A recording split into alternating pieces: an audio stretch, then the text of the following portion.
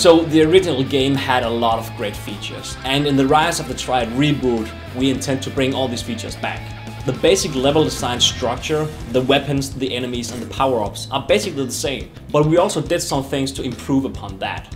The advantage they had was that there were a lot of really interesting elements like, platforming, traps, a lot of things that you didn't see in other first-person shooters at the time.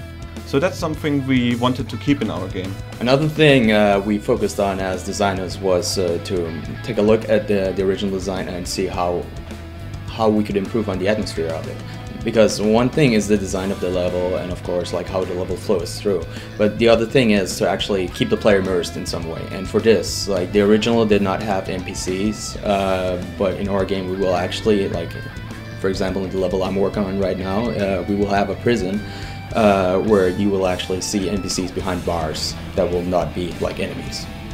This adds to the feeling of immersion for the player, that the place is not empty. There are actually people here that have been captured or tried the same thing as you have before. In a lot of current first-person shooters, you basically feel like you're just walking straight throughout a tunnel and triggering events while you're following the path.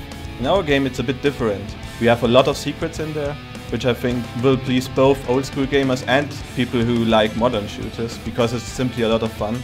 We really reward players for exploring the levels. And you can search some more for hidden areas. That's something you don't really find that much in modern games.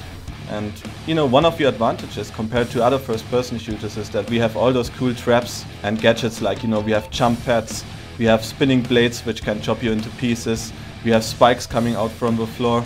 So there's a bit of an adventure feeling to it. When we're doing level design, we're actually going through 4 steps. The first 3 steps are basically layout and documentation.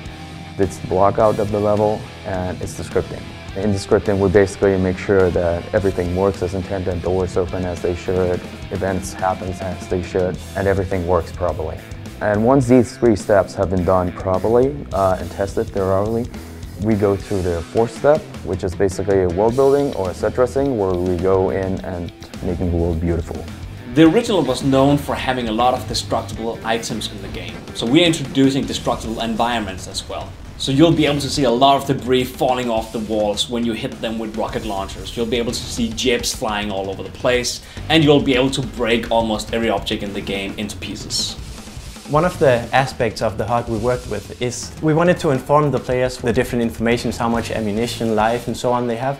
But we also wanted to create a more immersed experience, and we integrated this by making the HUD disappear when there's not action, so it sort of fades away to create more room and more focus on the environment. And I think this gives a great feel, but whenever you shoot the gun or something happens, you pick up a coin or anything, it sort of comes back to life, so you can get the status and get these informations again.